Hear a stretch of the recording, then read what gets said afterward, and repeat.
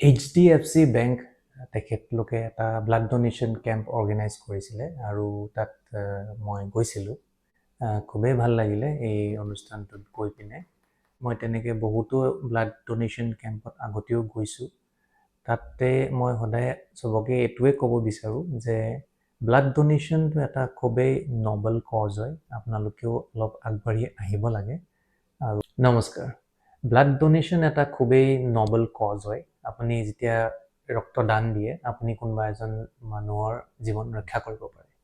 সেইকাৰণে আপোনালোক সকলোৱে আগবাঢ়ি আহিব লাগে ৰক্তদান দিবৰ বাবে, ব্লাড ডোনেট কৰিবৰ বাবে। ব্লাড ডোনেশ্যন এটা খুবেই ছেফ প্ৰচিজিয়ৰ হয়, কিয়নো আপোনাৰ যোনটো শৰীৰ হয় তাত যোনটো ব্লাড প্ৰডাকশ্যন হয় এইটো এটা অট'মেটিক প্ৰচেছ হয়। সেইটো নতুন নতুন ব্লাড ওলাই থাকিব, আপোনাৰ শেষ নহয় কেতিয়াও। এইটো নাভাবিব যে আমি যদি ব্লাডটো কাৰোবাক দি দিওঁ আমাৰ শৰীৰত ব্লাড কমি যাব বুলি, তেনেকুৱা নহয়।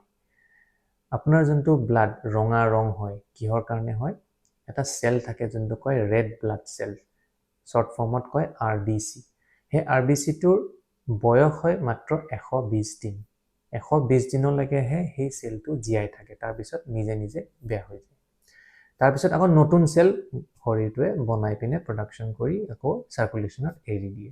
সেইকাৰণে এটা তেজৰ কণিকা যোনটো ৰেড ব্লাড চেলছ বুলি কয় সি 120 দিনলৈকেহে শৰীৰত ঘূৰি ফুৰে, তাৰপিছত নিজে নিজে নষ্ট হৈ যায়। আপুনি সেইকাৰণে তেজটো দিলে চিন্তা কৰিব নালাগে, কাৰণ শৰীৰে আকৌ নতুন চেল প্ৰডাকশ্যন কৰি শৰীৰত ফুলফিল কৰি দিব।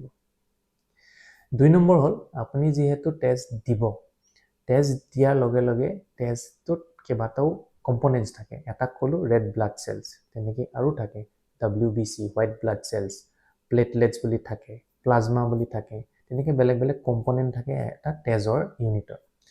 সেই তেজটো যদি আমি ছেপাৰেট কৰিব পাৰোঁ, ভাগ ভাগ কৰিব পাৰোঁ, প্লাজমাটো আঁতৰাই দিলোঁ, প্লেটলেটটো আঁতৰাই দিলোঁ, RBC আঁতৰাই দিলোঁ, তেতিয়া তেনেকৈ আপুনি যদি 1 বটল ব্লাড কাৰোবাক দিয়ে, সেই ব্লাডৰ পৰা আপুনি 3জন মানুহক বচাব পাৰিব। কোনোবা পেচেণ্টক হয়তো অকল প্লেটলেটহে লাগে, সেইকাৰণে তেখেতক প্লেটলেটটো দিব পাৰি। কোনোবা পেচেণ্টক বোলে অকল প্লাজমাটো লাগে, প্লাজমা দিব পাৰি। সেই তেনেকৈ এটা ইউনিট ব্লাডৰ পৰা আপুনি 3জন মানুহক বচাব পাৰে। আপোনাৰ নিজৰে ভাল নালাগেনে আপুনি 3জন মানুহক জীৱন ৰক্ষা কৰিলে বা জীৱন দান দিলে আপুনি? সেইবাবে মই সকলোকে ৰিকুৱেষ্ট কৰিম যে আপোনালোকে ব্লাড ডোনেশ্যনৰ কাৰণে ভয় কৰিব নালাগে, আগবাঢ়ি আহিব লাগে। আপুনি মানুহক বচাবলৈ ইয়াতকৈ আৰু ভাল অপৰচুনিটি নাপায় কোনোবা মানুহক লাইফ এটা দিবৰ বাবে।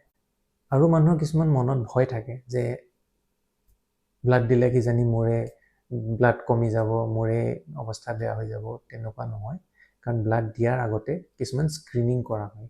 যেনে আপোনাৰ আগৰ পৰা কিবা এনিমিয়া আছে নেকি, আপোনাৰ শৰীৰত কিবা তেজ কম হৈ আছে নেকি, যোনটো এনিমিয়া বুলি কয়। যদি আপোনাৰ অলৰেডি এনিমিয়া আছে, আপোনাৰ তেজ কম আছে, তেনেহ'লে আপোনাৰ পৰা ব্লাড কোনেও নলয় বা সেইটো ল'বলৈ নিদিয়ে। সেইটোক কয় ডোনাৰ চিলেকশ্যন।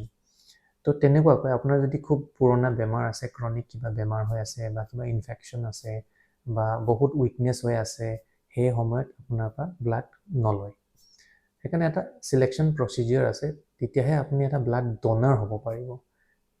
সেইটো নহয় যে যাকে তাকে আপুনি ব্লাড লৈ ডনেট কৰিব পাৰিব। সেইকাৰণে আপুনি যদি ফিট এণ্ড হেল্ডি আছে তেনেহ'লে নিশ্চয় আপুনি আগবাঢ়ি আহক আৰু ব্লাড ডনেট কৰক। ডনেট কৰিলে আপোনাৰ এটা ভিতৰৰ পৰা এটা প্ৰাউড ফিলিং এটা হয়।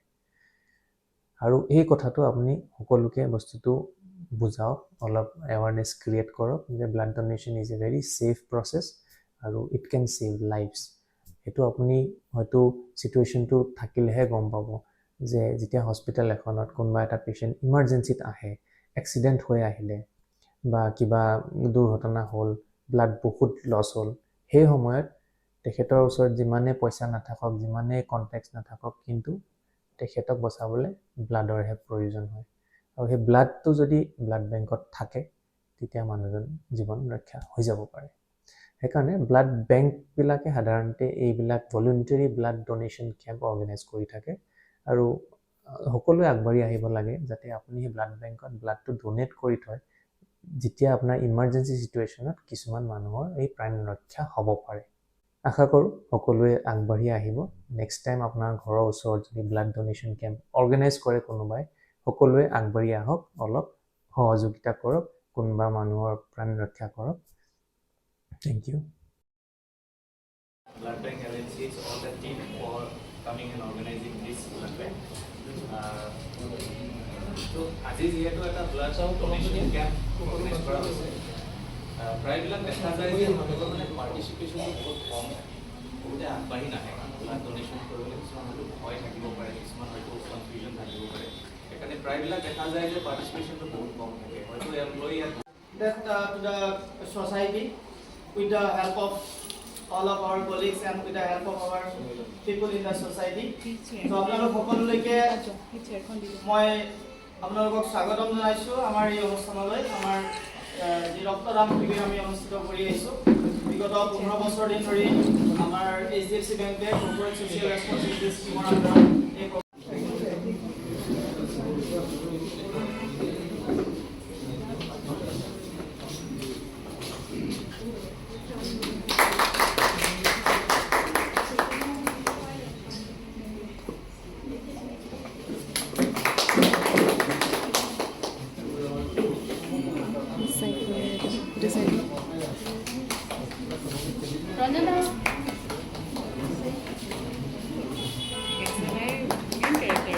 Place looks good.